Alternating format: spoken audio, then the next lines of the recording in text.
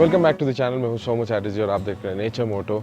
और I hope कि लद्दाख का जो सीरीज़ 2024 का वो आपको अच्छा लगा। और लद्दाख में मैं अभी डेबरिंग से एक छोटा सा अपडेट देना चाहता था ये पूरे सीरीज़ के बाद। वो था कि BMW F850 GSA चला कर कैसा लगा, क्या क्या एक्सेसरीज़ मैंने डाला, माइलेज कैसा दिया और बाइक बाकी कैसा है, ये सारा अपडेट आज के इस वीडियो में मैं दे दूंगा। ये थोड़ा सा वॉक अराउंड टाइप का वीडियो रहेगा और थोड़ा इन्फॉर्मेटिव वीडियो भी रहेगा, तो एंजॉय करिए। सारे इन्फॉर्मेशन आपको मिल जाएगा कि BMW चला के यहाँ पे कैसा लगा। सबसे पहले बात करता हूँ मैं एक्सेसरीज़ का। तो ये जो बाइक है ये है BMW F850 GSA। GSA का मतलब होता है GS एडवेंचर। तो GS और GS एडवेंचर में जो डिफरेंस है वो है मेनली टैंक का, जिसका इसका 23 लीटर्स है, उसका 23 लीटर से कम है। और मैक्सिमम जो चीज़ होता है जैसे सैडल स्टेज, जो पीछे का जो रैक होता है, फिर उसके बाद ये नीचे वाला जो इंजन क्रैश बार, ये सारा चीज़ लग के आता है। बाकी जो एक्सेसरीज़ मुझे डालना था वो सारे मैं दिखा देता हूँ। पहला एक्सेसरीज जो है वो है वुंडर लाइट्स का टैंक गार्ड। अगर बाइक गिरता है तो ये जो प्लास्टिक पार्ट्स है उस पर कोई इफ़ेक्ट नहीं आता है। फिर उसके बाद यहाँ पे आया था प्लास्टिक का हैंड गार्ड। तो प्लास्टिक का हैंड गार्ड को हटाकर मैंने कर दिया है बाग बस्टर्स के हैंड गार्ड। और जो कलर स्कीम मैंने चूज़ किया वो एकदम ग्रे और ब्लैक वाला, ताकि बाइक के साथ मैच हो जाए। उसके साथ एक और एक्सेसरीज़ में डाला ये हेडलाइट गार्ड। ये बहुत हेल्प होता है क्योंकि कीड़ा वीड़ा जो है ना डायरेक्ट हेडलाइट पे लगता नहीं, स्क्रैचेस आने का दिक्कत नहीं होता है। तो इसको बस ऐसे निकालो, ऐसे खींच के निकल जाएगा और इसको साफ़ करके लगा दो। ये हो गया 3 मेजर एक्सेसरीज़। चौथा जो इम्पोर्टेंट एक्सेसरी था वो है ये सम गार्ड। ये सम गार्ड जो लगा आता है प्लास्टिक का होता है, बहुत मजबूत होता है, लेकिन हमेशा से एल्यूमिनियम वाला सम गार्ड यूज़ किया हूँ। हिमालयन पे भी एक्सपल्स जब लिया था उस वक्त भी लगाया था। तो ये सम गार्ड एकदम यहाँ पेंट पाइप तक कवर होता है और पत्थर वत्थर जो भी फेंका रहे थे ना सब सम गार्ड पे लग रहे थे। और उसके साथ मैं जिस तरह का राइड करता हूँ उसके लिए चाहिए होता है पैनियर्स।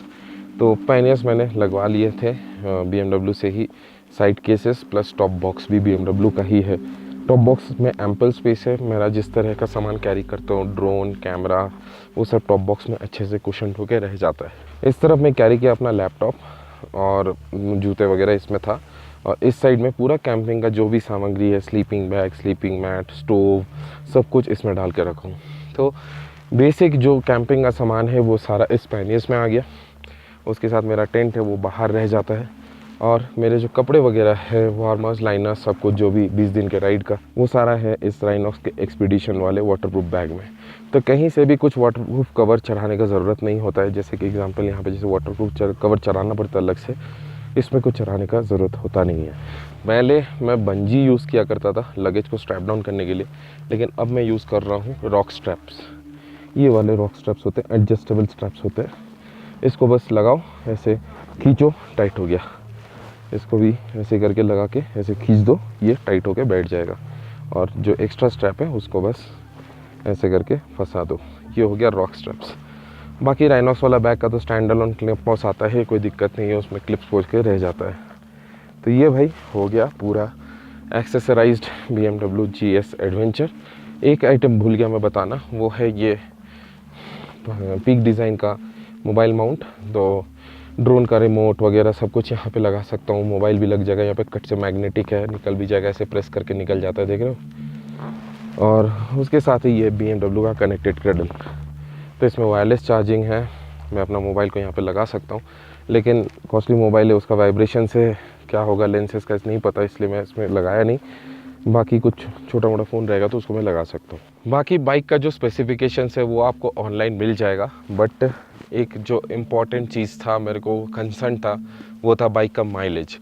तो जब मैं घर से निकला था, घर से निकल के लगभग 4000 किलोमीटर चला चुका हूँ मैं। और अभी वापसी भी जाना है और 3000 किलोमीटर, मनाली, फिर दिल्ली से वाराणसी, फिर खड़गपुर। तो ये माइलेज का बहुत बड़ा कंसर्न था कि कितना माइलेज देगा। ऐसे टेरेन पे मतलब 300 350 किलोमीटर तक पेट्रोल पंप्स मिलते नहीं हैं, तो कैसा क्या टैंक रेंज रहेगा। सो बात करते हैं हाईवे माइलेज का। When I was riding in highways, मैं 120 से 130 किलोमीटर पर आवर के स्पीड पे चला रहा था बाइक को। और उस वक्त मेरे को माइलेज मिल रहा था 19 से 20 किलोमीटर पर लीटर। हाईवे पे बहुत मतलब खींच के चलाया था हमने। एकदम जैसा चलाना चाहिए 6th गियर पे वैसा ही चला रहा था। फिर जब से पहाड़ों पे राइड करना शुरू किया, मेरा बाइक का जो टैंक रेंज है ड्रास्टिकली इम्प्रूव हुआ। ऐसा नहीं है कि पहाड़ पे चला रहा था तो टैंक रेंज कम हुआ, मेरा टैंक रेंज ड्रास्टिकली इम्प्रूव हुआ। तो ले में हमने पेट्रोल भरा था, ले से हम लोग गए थे न्योमा में फिर फुल टैंक किया था। न्योमा के बाद हम लोग उमलिंगला चढ़े, पोटीला चढ़े, फिर उसके बाद हम लोग वहाँ से उतर के डेमचौक गांव तक गए, फिर कोयूल होते हुए एकदम डुंगटी होते हुए फिर हम लोग न्योमा आए थे। इस वक्त मेरे बाइक का टैंक रेंज दिखा रहा था 579 किलोमीटर्स। मैं न्योमा पहुँच के जब तेल भरा अपने बाइक का तो उसमें बस 14 लीटर ही डला। तो सोच सकते हो ऑलरेडी 250 किलोमीटर्स चल चुका था। फ्रॉम रोंगो प्लस रोंगो से न्योमा का डिस्टेंस था लगभग 40 या 50 किलोमीटर्स का, मतलब 300 किलोमीटर ऑलरेडी चल चुका था मेरा गाड़ी। उसके बाद भी मेरा गाड़ी का टैंक रेंज 236 किलोमीटर्स के आसपास दिखा रहा था। तो इतना बढ़िया माइलेज दिया उस सेक्शन पे। दूसरा जो हम लोग को बिना फ्यूल पंप वाला सेक्शन मिलना था वो था न्योमा से लेके सोमोरिरी लेक, फिर सोमोरिरी से पुगा वैली से डेब्रिंग सोकर होते हुए और डेब्रिंग से सीधा केलोंग तक। इस बीच में भी कोई पेट्रोल पंप मिलता है नहीं। तो इसका जो है 420 किलोमीटर्स के आसपास का मतलब टोटल डिस्टेंस है विदाउट फ्यूल पंप। लेकिन मैं कोई एक्स्ट्रा फ्यूल कैरी नहीं कर रहा हूँ। मेरा टैंक रेंज अभी भी जो है वो 300 प्लस किलोमीटर्स का दिखा रहा है। अगर बताऊँ तो जब रफ राइडिंग था वो 4 to 4.4 लीटर्स पी रहा था पर 100 किलोमीटर्स, और जब मैं ऐसे सेक्शंस पे आराम से चला रहा था उस वक्त 3.6 to 3.8 लीटर्स पर 100 किलोमीटर पी रहा था ये गाड़ी। तो माइलेज को लेके कोई कंसर्न ही नहीं है। बहुत मतलब इनॉर्मस टैंक है इसका, और बाइक का माइलेज भी बहुत ड्रास्टिकली इम्प्रूव हुआ पहाड़ों पे। तो मेरे को एक्स्ट्रा फ्यूल कैरी करने का बिल्कुल भी ज़रूरत नहीं पड़ा। Most important thing the ride comfort. देखो मैं बहुत सारे बाइक्स चलाया हूँ और उनमें से मेजरली जो मेरा राइडिंग हुआ है वो है हिमालयंस पे। हिमालयंस बोले तो लगभग 4-5 साल हो गया था हिमालयन 411 पे, और 5-6 महीने हो गए थे हिमालयन 450 में। बट एक चीज़ जो मिस करता था वो मैं हमेशा बताऊँ अपने वीडियोस में, वो था पावर प्लस रेंज का जो कॉम्बिनेशन होता है। बट ये जो बाइक है ये बाइक मतलब बहुत ही ज़्यादा कंफर्टेबल है राइड करने को। मेरे को बिल्कुल भी कहीं पे दिक्कत नहीं हुआ, कोई कमर में दर्द नहीं, कुछ नहीं। राइड ख़त्म होने के बाद जो दिन का मैं एग्जॉशन होता था वो बिल्कुल भी फील नहीं होता था। और उसके साथ